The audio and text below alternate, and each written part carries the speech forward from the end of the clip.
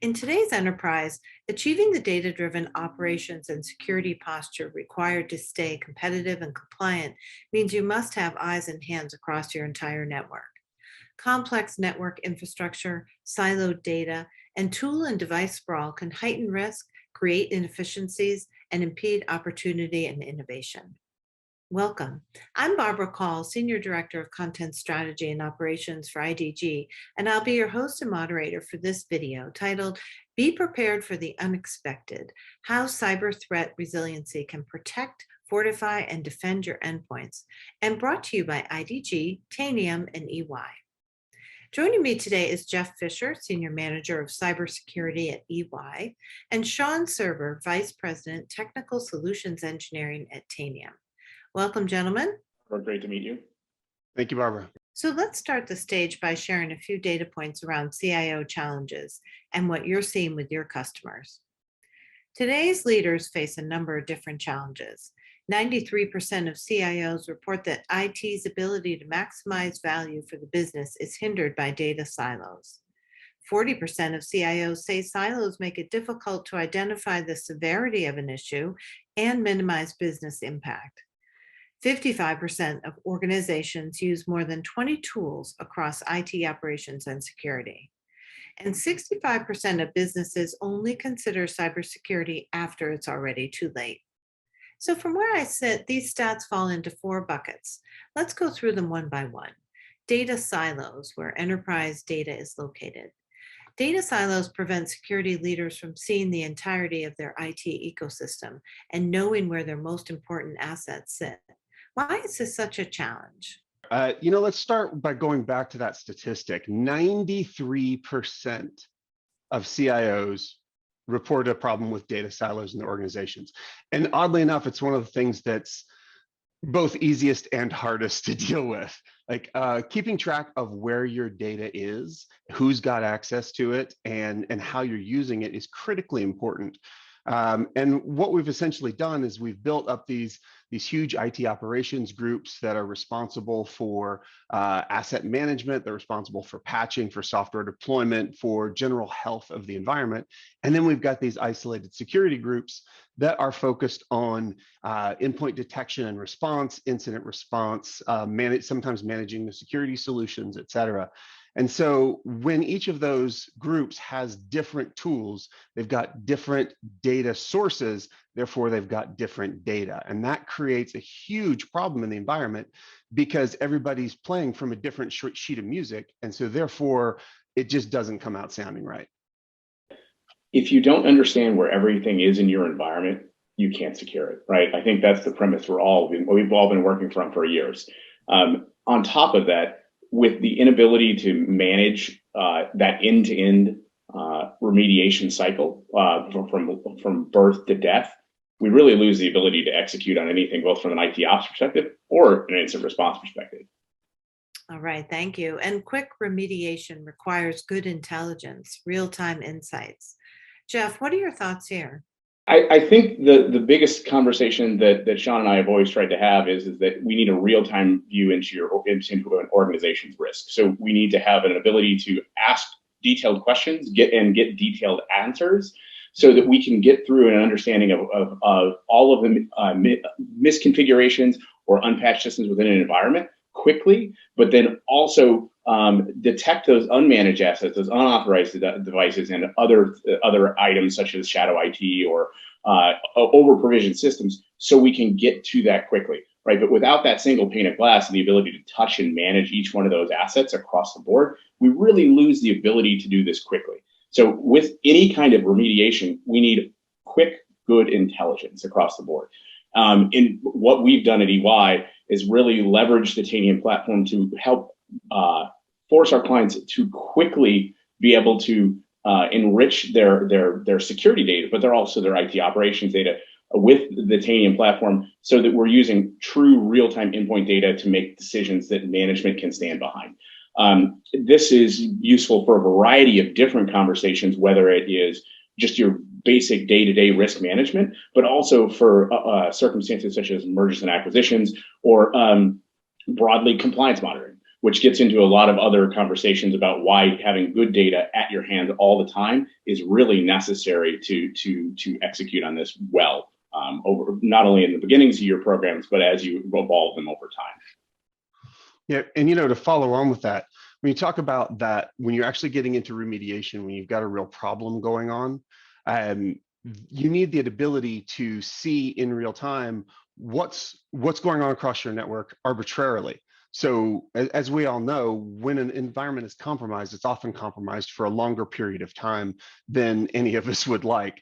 And so as a result, once you finally found it, once you've detected it, you can't be only operating from that data that you already had, because obviously that didn't work for some period of time. So you need to be able to see the environment as it is today and as it has been, and be able to do that arbitrary threat hunting that makes good incident responders so effective at their jobs. All right, thank you. What about tool sprawl? What's your point of view on how security pros get their hands around this? Sean, what are your thoughts? Tool sprawl is tied right back to data silos, right?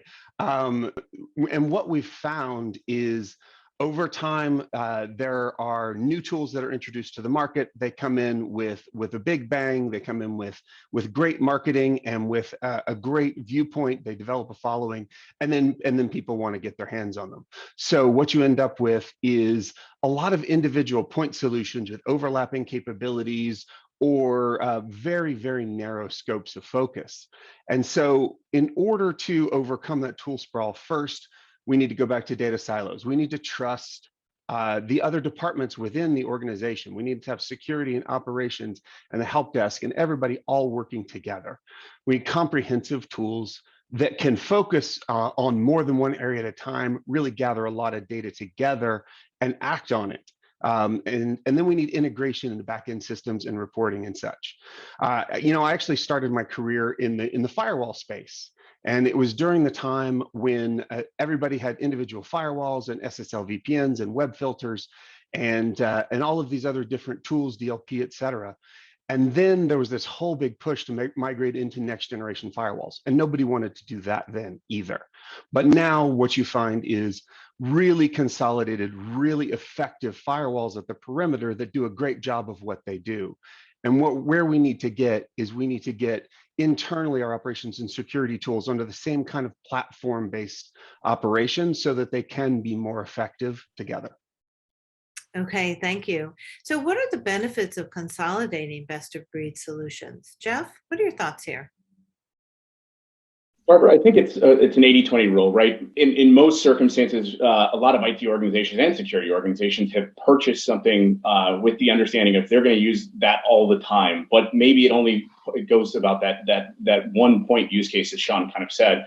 I think it's important that with that single pane of glass on a single platform, that with its ability to take everything from IT ops all the way to security operations, right? Find it, fix it, and then monitor it. It does a couple of things that I think are extremely important for organizations. One is simplified reporting. That's again one report, one single pane of glass to think about it. It's increasingly more productive to have both your IT ops and your security ops organizations using the same tool. They understand what the other is talking about. They can see the data. They can actually touch it and use it in a much more comprehensive way.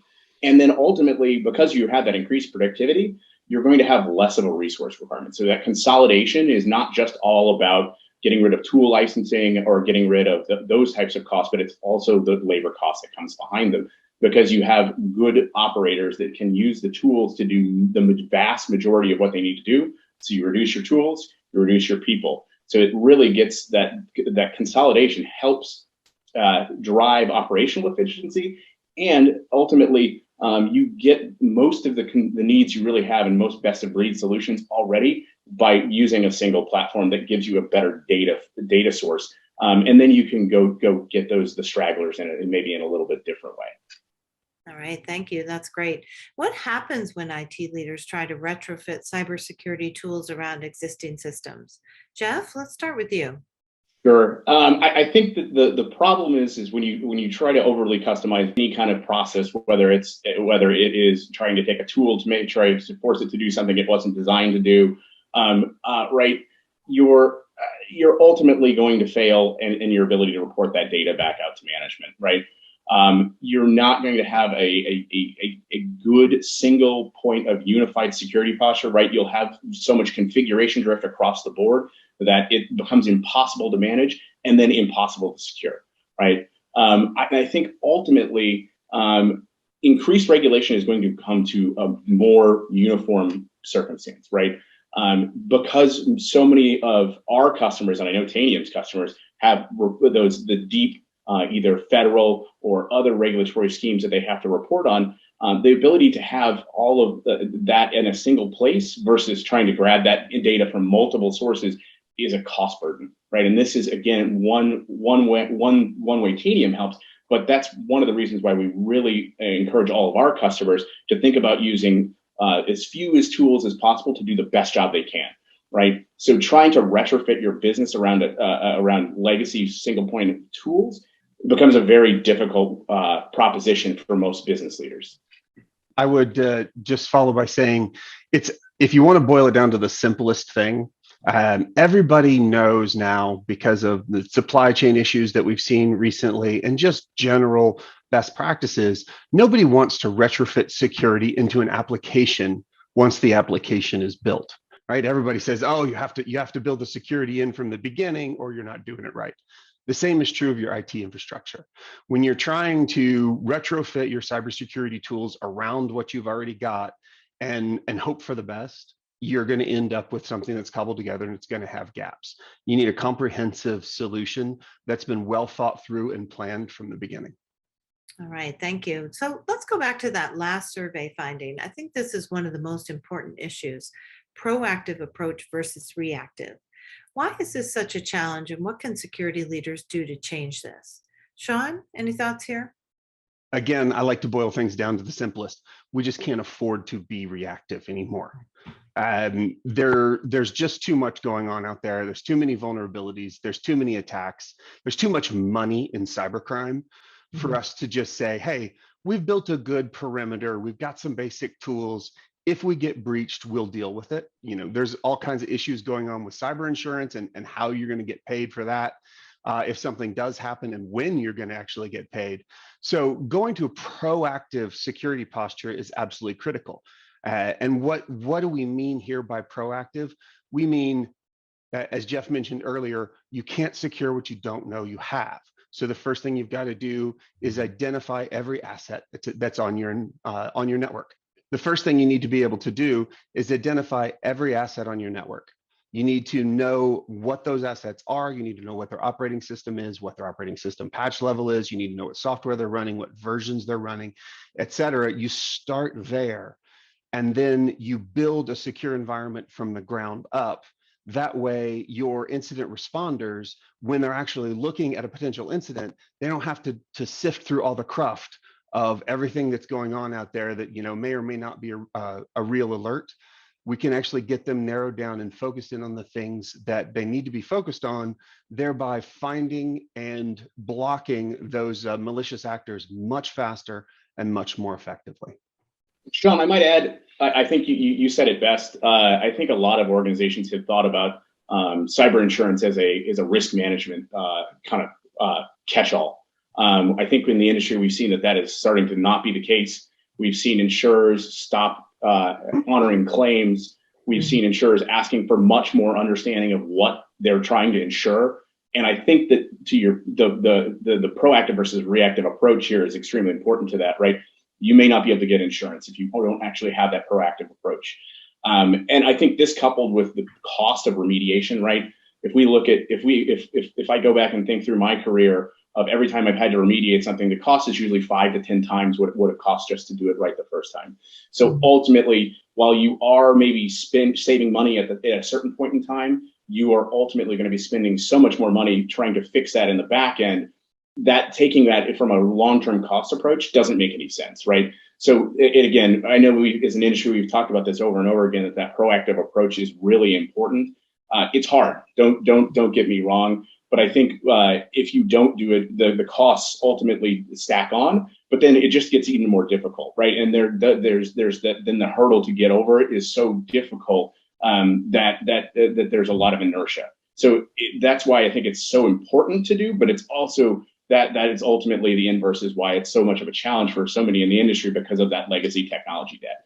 Now, with that debt, there is an opportunity, I think, to think about this from a proactive perspective and get ahead of it, because the longer you wait, ultimately, the higher the cost is going to be to fix this, what's ultimately broken in the environment.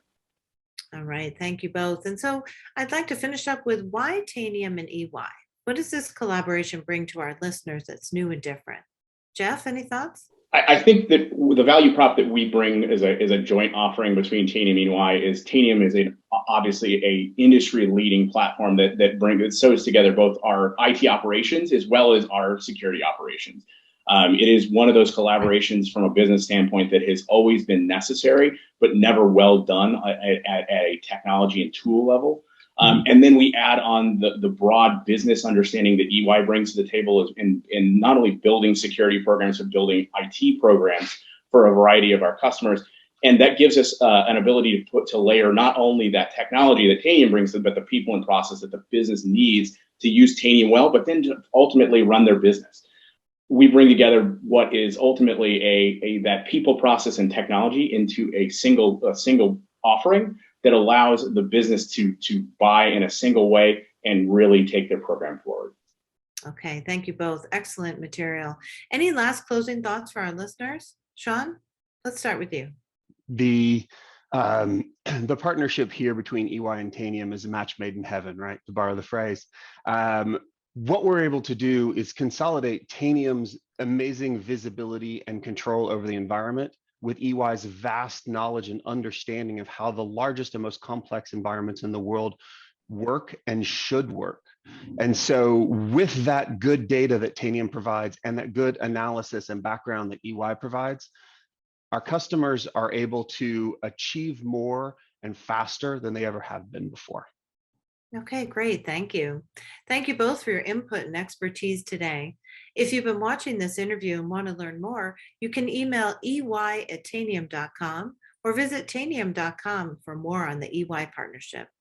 And thanks to you, our audience, for joining us.